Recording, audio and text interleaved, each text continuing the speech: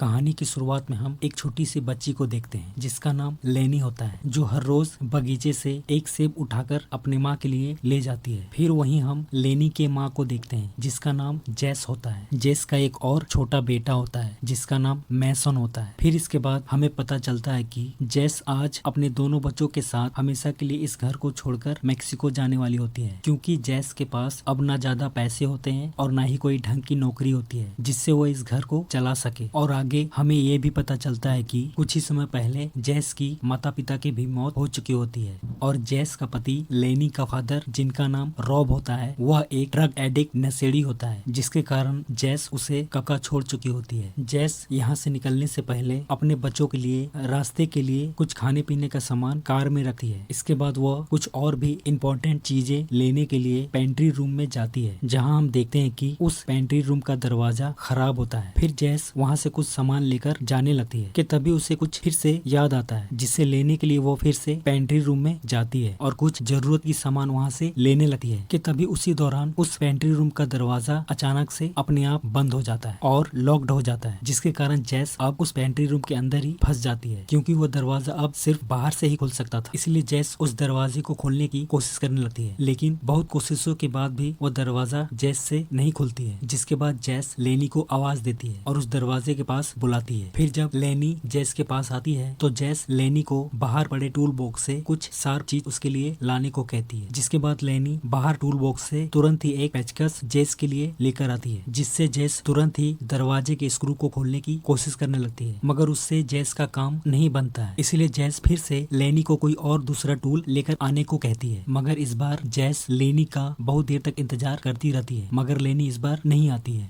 यह देखकर जेस काफी घबरा जाती है, इसलिए वो मदद मांगने के लिए कॉल करने की कोशिश करती है, लेकिन उसके मोबाइल का बैलेंस खत्म हो चुका होता है कि तभी जेस को बाहर किसी की आवाज सुनाई देती है, जिससे वो काफी डर जाती है और उसे लेनी की फिक्र होने लगती है कि तभी अचानक कोई उस पेंट्री रूम का दरवाजा खोल देता है। फिर जब जेस देखती है तो वो और कोई नहीं, जेस का हस्बैंड रॉब होता है। फिर जेस उस पेंट्री रूम से बाहर आकर राहत की सांस लेती है कि तभी अचानक जेस वहाँ पर एक और बंदे को देखती है जिसका नाम सैमी होता है, जिसे देखकर जेस काफी घबरा जाती है, क्योंकि सैमी एक ड्रग एडिक्टेड और चाइल्ड मोलेस्टर होता है, जिसकी वो सजा भी काट चुका होता है। इसलिए जेस अपने हस्बैंड रॉब को उसे सैमी को वहाँ से लेकर जाने को कहती है, लेकिन रॉब वहाँ से जाने के बदले जेस से पैसे मांगने लगता है। फिर जेस रॉब को समझाती है कि उसके पास पैसे न होने के कारण ही तो वो इस शहर को छोड़कर यहाँ से जा रही होती है, लेकिन रॉब अपनी जिद पर अड़ा हुआ होता है और धीरे धीरे वह जेस पर वायलेंट होने लगता है, जिसके बाद सैमी के कहने पर रॉब फिर से जेस को पकड़कर उस पेंट्री रूम में डाल देता है और दरवाजे को फिर से बाहर से बंद कर देता है, जिसके बाद जेस रॉब से उस दरवाजे को खोलने के लिए मिन्नतें करने लगती है कि तभी जेस को ऊपर वाले कमरे से अपने छोटे बेटे मेसन की रोने की आवाज सुनाई देने लगती है। इसलिए जेस लेनी को ऊपर अपने भाई के पास जाने को कहती है और उस कमरे के दरवाजे को अंदर से लॉक करने के लिए कहती है, जिसके बाद लेनी ठीक वैसे ही करती है। यह देखकर रॉब और भी ज्यादा गुस्से में आ जाता है, इसलिए वह उस पेंट्री रूम के दरवाजे को बाहर से तक्का लगाकर उसमें कीलें ठोकने लगता है, जिससे जेस का एक हाथ घायल हो जाता है। फिर थोड़ी देर बाद रॉब जेस को एक छोटा सा ड्रग का पुड़िया देकर वहाँ से चला जाता है। फिर इसके बाद हम जेस को देखते हैं कि वह अब काफी ज्यादा परेशान दिखाई दे रही होती है, क्योंकि बाहर उसके छोटे छोटे बच्चे अकेले होते हैं। इसलिए जेस अपने इस डर को ओवरकम करने के लिए रॉब के दिए हुए ड्रग को लेने की सोचने लगती है, क्योंकि जेस इससे पहले भी ड्रग एडिक्ट रह चुकी होती है। फिर रिहैब के बाद वो बिल्कुल ही ठीक हो चुकी होती है कि तभी लेनी नीचे जेस के पास आती है, जिसके बाद जेस जल्दी से लेनी को बाहर का दरवाजा अंदर से लॉक करने को कहती है, जिसके बाद लेनी जल्दी से दरवाजा लॉक करके फिर से जेस के पास वापस आती है और जेस उसे अब फिर से लेनी को उसका पर्स और सेल फोन उसे वहीं कहीं ढूंढने को कहती है। फिर लेनी उसे ढूंढने के लिए जाती है और थोड़ी देर ढूंढने के बाद वह जेस को आकर बताती है कि उसे वहाँ इन दोनों में से कुछ भी सामान नहीं मिला है। यह सुनकर जेस समझ जाती है कि जरूर यह चीजें रॉब अपने साथ ले गया होगा। इसके बाद जेस उस पेंट्री रूम में कुछ जरूरत का सामान ढूंढने लगती है। फिर उसे वहाँ कुछ एप्पल बटर मिलता है जो उसकी माँ अपने हाथों से बनाया करती थी। इसके थोड़ी देर बाद लेनी फिर से जेस के पास आती है और जेस को बताती है कि उसने अपने छोटे भाई मैसन का डायपर चेंज करके और उसे दूध पिलाकर सुला दिया है। यह बोलकर वो फिर से खेलने के लिए चली जाती है। फिर इसके बाद रात के समय लेनी फिर से जेस के पास आती है और जेस से कहती है कि उसे बहुत भूख लगी है, जिसके बाद जेस लेनी को खाने के लिए एप्पल बटर देती है, जिसे लेनी पूरा खा लेती है।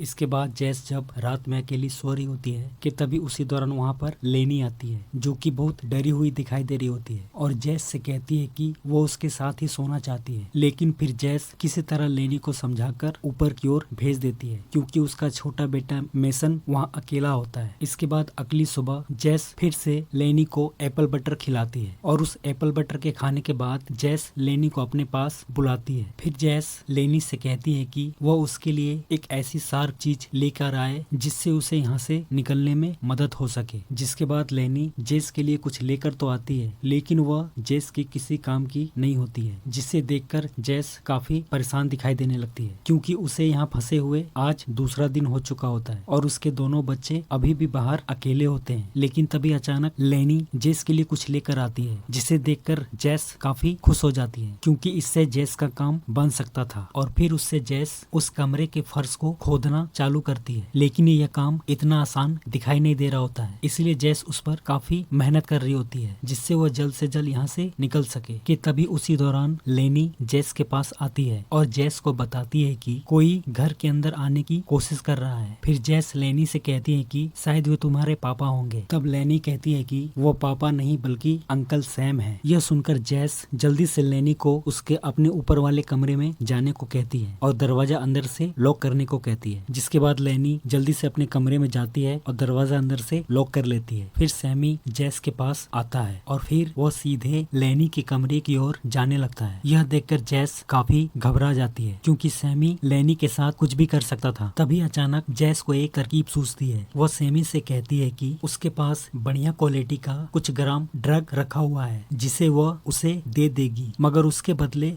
जिसके बदले उसे यहाँ से हमेशा के लिए चला जाना होगा। यह सुनकर सैमी वह ड्रग लेकर वहाँ से जाने को रेडी हो जाता है, मगर जेस को अभी भी उस पर भरोसा नहीं होता है। कि तभी उसी दौरान जेस जीसस की स्टेचू की ओर देखती है, जिसके बाद वह सैमी से वह ड्रग लेने के लिए उसे नीचे अपना हाथ बढ़ाने को कहती है। जिसके बाद सैमी वह ड्रग लेने के लिए दरवाजे के नीचे से अपना हाथ जेस की ओर बढ़ाता है। कि तभी जेस मौका देकर वह नुकीला टूल उसके हाथों में घुसा देती है और उसे अच्छी तरह से फिक्स कर देती है, जिससे सैमी को काफी तकलीफ हो रही होती है और वो अब यहाँ पर फंस चुका होता है। इसके बाद जेस सैमी को उसी हालत में छोड़कर फिर से अपने फर्श को खोदने के काम में लग जाती है और उधर सैमी को काफी तकलीफ हो रही होती है, इसलिए वह बार बार जेस से रिक्वेस्ट कर रहा होता है कि अगर वो उसके हाथ को फ्री कर देती है तो वो उससे प्रॉमिस करता है कि वो उसके घर से चला जाएगा। लेकिन जेस को सैमी की बातों पर भरोसा नहीं होता है, इसीलिए जेस उसे छोड़ने से इनकार कर देती है। यह सुनकर सैमी को बहुत ज्यादा गुस्सा आने लगता है, लेकिन फिर वह जेस को बताता है कि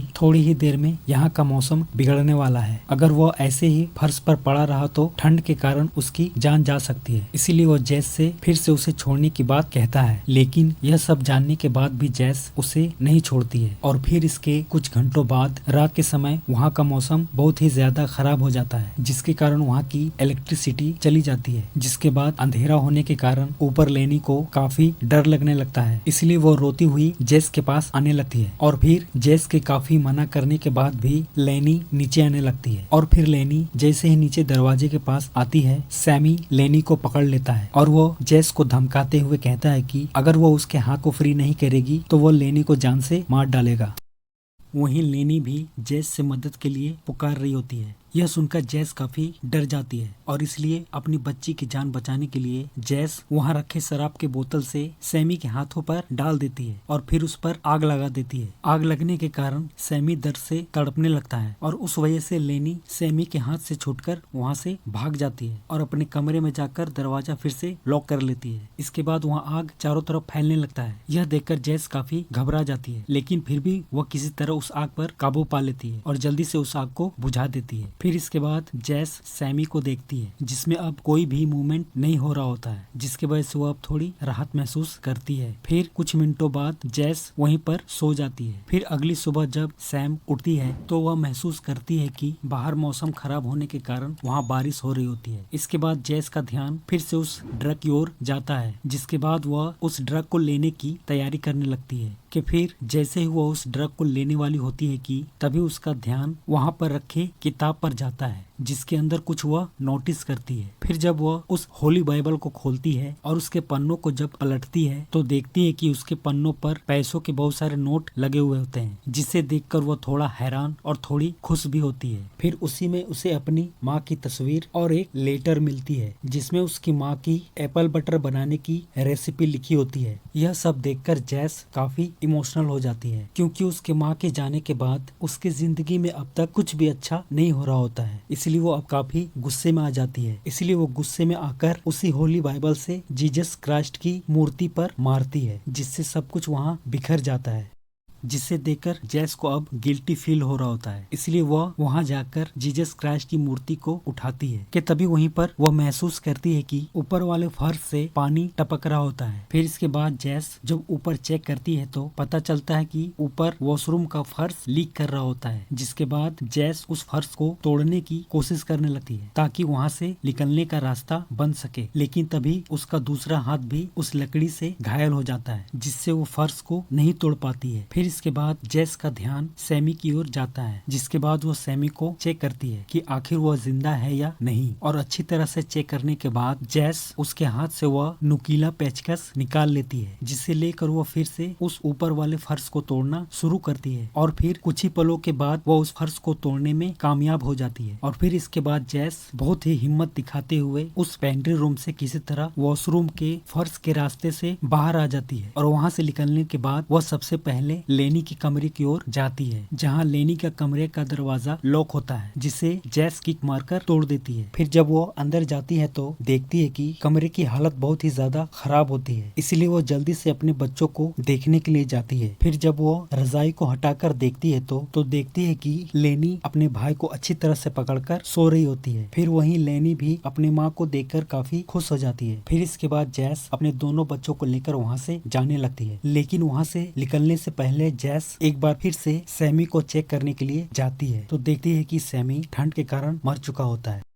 इसके बाद जब जैस अपने बच्चों के साथ वहाँ से जाने लगती है कि तभी वो देखती है कि बाहर का मौसम अभी भी बहुत ज्यादा खराब होता है, लेकिन इसके बावजूद भी वो अपने बच्चों को वहाँ से लेकर निकल जाती है। लेकिन तभी वो देखती है कि कार का दरवाजा लॉक्ड होता है, क्योंकि कार की चाबी रॉब अपने साथ लेकर चला गया होता है। लेकिन फिर जैस दरवाजे के कांच को तोड़कर उसमें रखे रास्ते का खाना निकाल लेती है और अपने बच्चों को लेकर फिर से घर की ओर जाने लगती है कि तभी उसी दौरान खाने की कुछ चीजें रास्ते में ही गिर जाती है, जिसके बाद जैस किसी तरह अपने बच्चों को लेकर घर के अंदर चली आती है कि तभी लेनी जैस से कहती है कि उसे काफी ज्यादा भूख लगी है। इसीलिए जैस रास्ते में पड़े खाने को फिर से लाने के लिए जाती है, और जब वह रास्ते से खाना उठा रही होती है कि उसी दौरान जैस को कुछ नेगेटिव वाइब्स फील होती है। इसलिए जैस जल्दी से भागती हुई घर के अंदर जाती है। फिर घर के अंदर पहुंचकर देखती है कि सैमी उसके दोनों बच्चों को पकड़ रखा होता है और वो काफी गुस्से में दिखाई दे रहा होता है, जो देखकर जैस काफी डर जाती है। इसीलिए वो सैमी से अपने बच्चों की जान की भीख मांगने लगती है, लेकिन सैमी जैस पर काफी भड़का हुआ होता है। लेकिन तभी अचानक वहाँ पर रॉब भी आ जाता है। फिर रॉब भी अपने बच्चों को ऐसी हालत में देखकर वह भी बहुत गुस्से में आ जाता है और तुरंत ही सैमी को उसके दोनों बच्चों को छोड़ने के लिए कहता है। फिर सैमी उन दोनों बच्चों को छोड़ देता है। फिर जैस जल्दी से अपने दोनों बच्चों को लेकर वहाँ से जाने लगती है कि तभी वहाँ से जाते समय जैस को ऊपर से गोली चलने की आवाज सुनाई देती है। फिर इसके थोड़ी देर बाद रॉब जैस के पास आता है। फिर जैस रॉब को उसके दोनों बच्ची की जान बचाने के लिए उसे थैंक्स कहती है और फिर रॉब को बताती है कि पेंट्री रूम के अंदर बहुत सारे पैसे पड़े हुए हैं जिसे वह अपने साथ ले जा सकता है, मगर उसके बदले वह सिर्फ रॉब से कार की चाबी मांगती है। यह सुनकर रॉब जल्दी से उस पेंट्री रूम के दरवाजे को खोलता है और फिर अंदर जाकर वहाँ पड़े पैसे को उठाने लगता है और अपने पास रख लेता है। मगर जैस जब रॉब से कार की चाबी मांगती है तो रॉब जैस से कहता है कि अगर वो सबसे पहले उसके साथ ड्रग लेती है उसके बाद ही वह उसे कार की चाबी देगा। यह सुनकर जैस थोड़ा परेशान दिखाई देने लगती है, मगर जैस के पास और कोई दूसरा ऑप्शन भी नहीं होता है क्योंकि रॉब के पास गन होता है।